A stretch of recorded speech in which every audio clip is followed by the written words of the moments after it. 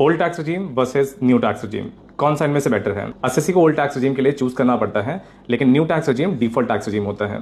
Old tax regime individual, HOF, AOP, BOI, artificial juridical person, इनमें से कोई भी ऑप्ट कर सकता है। न्यू टैक्स रजीम भी इनमें से कोई भी एसएससी ऑप्ट कर सकता है। ओल्ड टैक्स रजीम में 3 टाइप के स्लैब्स अवेलेबल होते हैं फॉर इंडिविजुअल्स। अगर नॉर्मल पर्सन है तो 2.5 लाख तक एग्जम्पशन होती है, सीनियर सिटीजन के केस में 3 लाख रुपीज तक, और सुपर सीनियर सिटीजन के केस में 5 लाख रुपीज तक एग्जम्पशन होती है।